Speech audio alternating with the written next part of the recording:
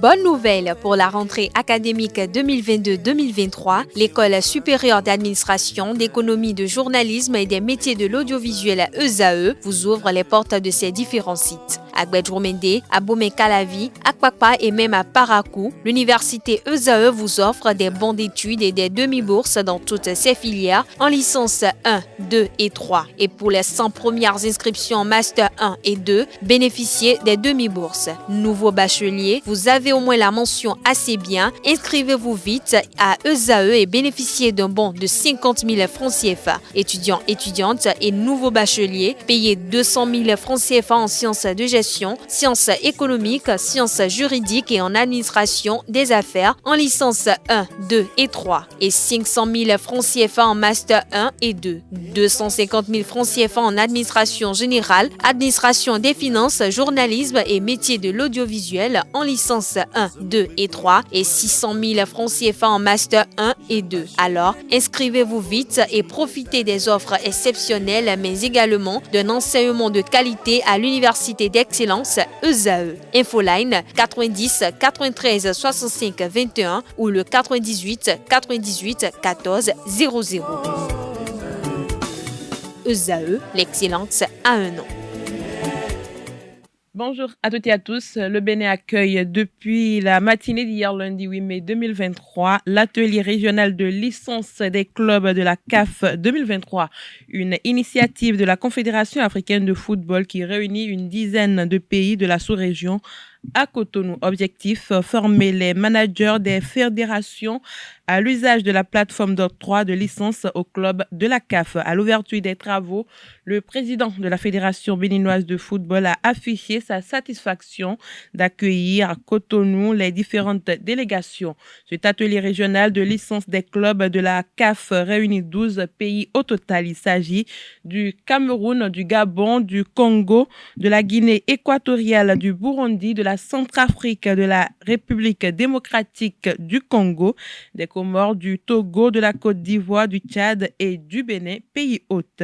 Des clubs au plan local ont également délégué des représentants à cette formation. Nous y reviendrons dans nos prochaines éditions. Super League Pro de football à présent, Coton Football Club a assuré l'essentiel face aux Dragons 1-0. Sans briller, les champions en titre ont maintenu la dynamique grâce au but de Issa Razak Bénin juste avant la pause. Suivez la réaction contractée des deux entraîneurs Draman Sanou des Buffles et Victor Vunka des Cotonniers. C'était à l'occasion de la 15e journée de la Super League Pro de football.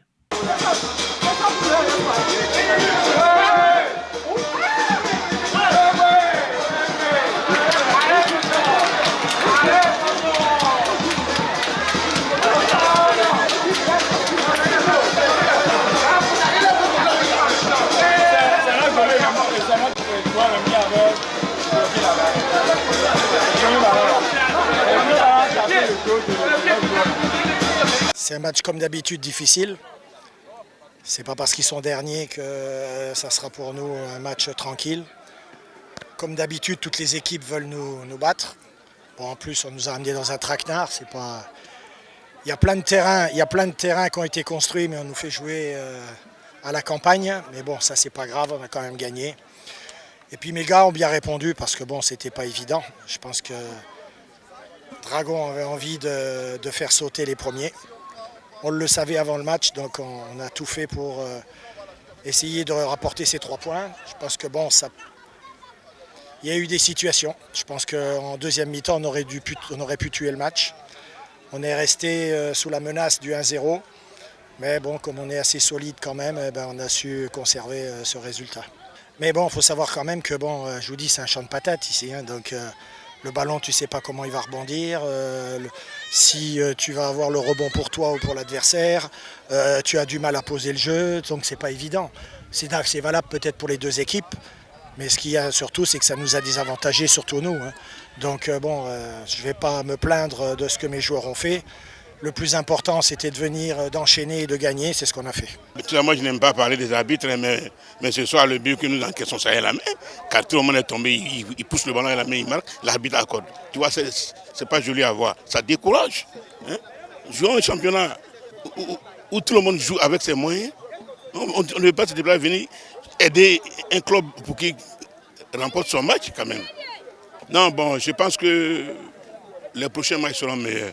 Voilà, on fera tout pour que le niveau puisse monter de jour en jour.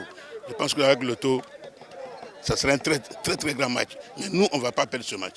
Voilà, on ira chercher la victoire chez les lotos.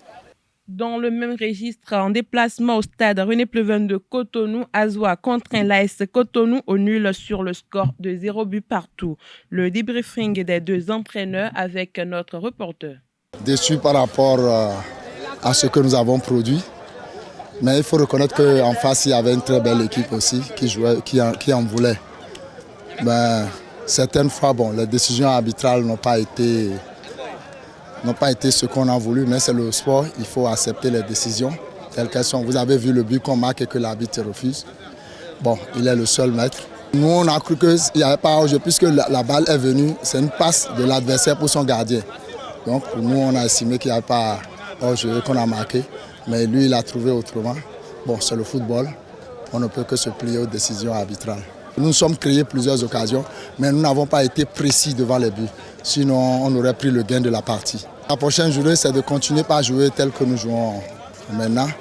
Et je crois que, puisque déjà nous essayons de nous procurer plusieurs occasions, nous allons travailler pour parfaire cette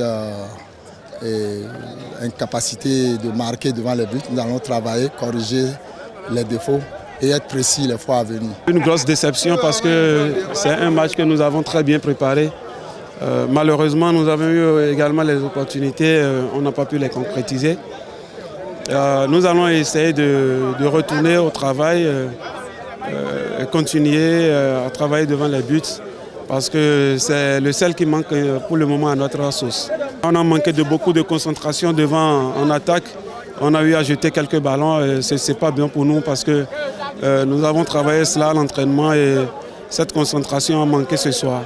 Après 15 journées de Super League Pro, plusieurs joueurs, à l'image des attaquants, se sont illustrés individuellement. Le classement des meilleurs buteurs est actuellement dominé par un étranger. Il s'agit du Burkinabé Issa Razak Benet, le joueur de Coton FC, a inscrit 6 buts après 15 journées de Super League Pro. Il guide le champion en titre qui occupe confortablement le fauteuil de leader avec 35 points. Dans ses bottes se trouve Rodolfo Aloko, le jeune international des moins de 20 ans béninois, deuxième au classement, a marqué autant de buts que le Burkinabé. Il est l'un des grands acteurs du parcours remarquable de Dynamo d'Abomey, l'actuel 4e au classement général. Le 3e dans ce top 5 évolue dans l'un des clubs promus qui avait démarré la Super League Pro en fanfare avant de rentrer dans les rangs. Il s'agit d'Adam Roufaï. Le joueur de l'AS Takouné a planté 5 buts au terme des 15 premières journées.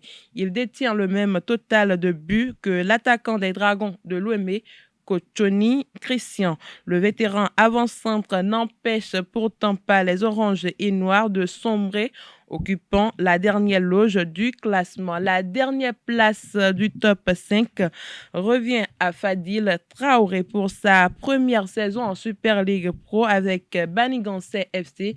Il compte également 5 réalisations. Ils sont donc 3 joueurs à égalité de buts dans la course au soulier d'or, 5 buts, tandis que les 2 autres se tiennent à 6 réalisations. Il reste encore 9 journées pour connaître celui qui finira meilleur buteur de la Super League Pro. Pour finir, les demi-finales de la Coupe de la Confédération 2022-2023 s'ouvrent ce 10 mai 2023. Le sifflet béninois sera représenté avec Louis Hunyadandé sur le match ASEC Mimosa USM Alger. La seconde affiche des Caridas va mettre aux prises Young Africa de Tanzanie avec Marumo Galan Football Club de l'Afrique du Sud. En Ligue africaine des champions, Wydad de Casablanca du Maroc affronte Mamelodi Sundowns de l'Afrique du Sud et l'Espérance de Tunis de la Tunisie à Al Ahly SC d'Égypte 2 jours plus tard. C'est tout pour la page des sports de ce matin. Merci pour votre attention et à très bientôt.